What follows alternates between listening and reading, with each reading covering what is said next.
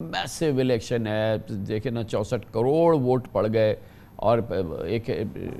ناقابل یقین لیول کی 5 لیول کی الیکشن، پیسفل الیکشن،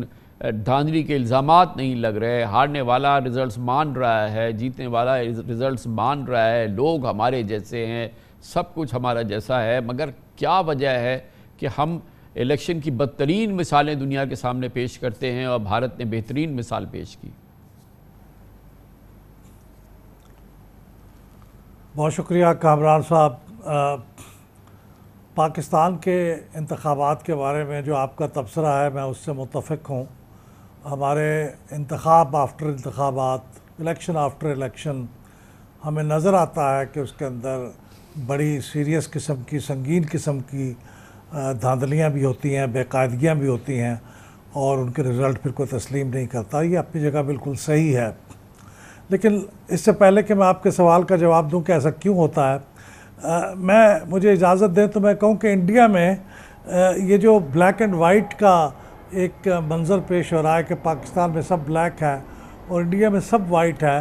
اب کم از کم ان انتخابات میں جو 2024 کے لوک سبھا کے انتخابات ہیں وہ سب وائٹ نہیں ہے۔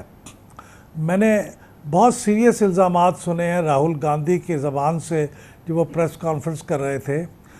ممتا بنرجی کی طرف سے، عام آدمی پارٹی کی طرف سے، کہ ان انتخابات میں پری پول ریگنگ ہوئی ہے اور انفورسمنٹ ڈائریکٹریٹ جو ان کا اکنامک اور فائنینشیل گھپلوں کو تحقیقات کرنے کا ادارہ ہے، ہماری طرح نیب سمجھ لیجئے، نیب کا ہم کا ایکویولنٹ، اس نے سٹنگ چیف منسٹر کو پکڑا ہے، جیل میں ڈالا ہے، 2 چیف منسٹرز کو اس طرح سے جیلوں میں ڈالا ہے، تو ان کی شکایات بھی بہت ہیں۔ ای وی ایم کے بارے میں سپریم کورٹ کے اندر اپریل تک چیلنج ہو رہا تھا کہ ای وی ایم کے اندر جو چیزیں ہیں وہ ٹھیک نہیں ہیں۔ بالکل ٹھیک کہا بھارت بھوشن صاحب نے کہ نریندر مودی صاحب بھی مسلمانوں کے خلاف زہر اگل رہے تھے جو کہ الیکشن کی جو آپ کا کوڈ آف کنڈکٹ ہے اس کی کھلی خلاف ورزی تھی، شکایات کی گئیں، الیکشن کمیشن نے کوئی ایکشن نہیں لیا۔ اس سے پہلے الیکٹورل بانڈز جس کے ذریعے سے پیسے کارپوریٹ ورلڈ سے لیے جاتے رہے، اس کا ایک بہت بڑا حصہ بی جے پی کو ملا، وہ بھی سپریم کورٹ نے اگرچہ اسے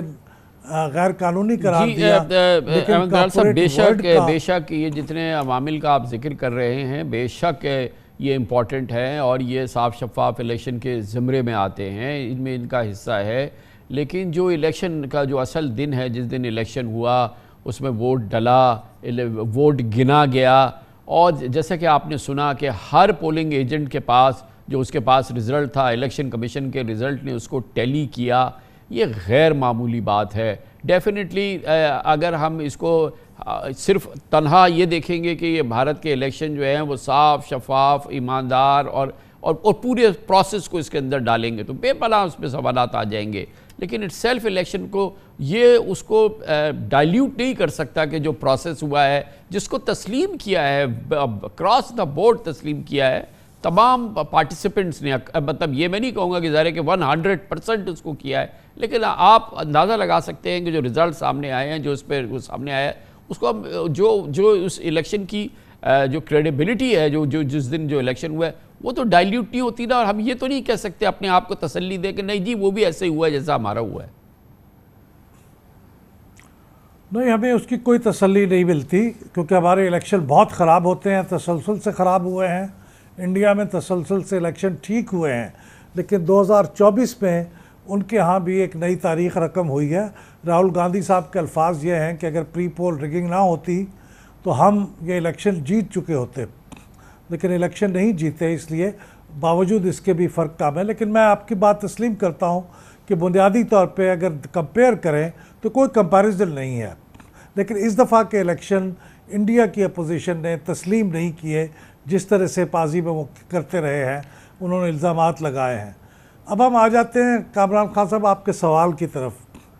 میرا خیال میں ہمارا سب سے بڑا مسئلہ یہ ہے، اور وہ ای وی ایم کے بارے میں جو آپ کا سوال ہے اس کا جواب بھی بلال صاحب، میں یہ نہیں چاہ رہا کہ یہاں پہ لوگوں کو یہ تسلی ملے کہ نہیں جی کچھ ایک جیسی کچھ ہوئے ہیں، کوئی ایسی بات نہیں ہے کہ وہاں پہ یہ ہوئے ہیں۔ دیکھیں چاہے انڈیا ہو، چاہے امریکہ ہو، چاہے سعودی عرب ہو، جو صحیح بات ہے وہ صحیح بات ہے، اور ہم کب تک اپنے آپ کو تسلی دیتے رہیں گے اور اپنے آپ کو سہارا دیتے رہیں گے یہ کہہ کے کہ دیکھیں نہیں وہ بھی اتنا خراب ہوا ہے. میں آپ کو کانگریس پارٹی کے صدر کی گفتگو سناتا ہوں تاکہ پھر اس بات کو تو ذرا ہم کلیئر کریں نا یہاں. جی احمد بلال صاحب، یہ کانگریس پارٹی کے سربراہ ہیں. آپ نے سن لی یہ ساری گفتگو. اب یہاں کے فارم 45 47 ان کے معاملات کا ذکر کیجئے اور دیکھیے کہ وہاں پہ کس طرح سے جو رزلٹ پولنگ ایجنٹ کے پاس تھا اور جو الیکشن کمیشن نے دیا، یعنی کہ 11 لاکھ پولنگ سٹیشنز کے اندر یہ چیز ہو رہی ہے اور وہاں پہ across the board result match کر رہا ہے. تو ہمیں نہیں چاہیے نا کہ ہم اس کو بالکل کہیں کہ جی کہ نہیں ہمارے ان میں کوئی اتنا بڑا فرق نہیں ہے. میں نے تو یہ نہیں کہا، میں تو سمجھتا ہوں ہمارے اور ان کے درمیان بہت بڑا فرق ہے، لیکن میں یہ کہہ رہا ہوں کہ وہ ایبسلیوٹلی وائٹ وہ بھی نہیں ہے،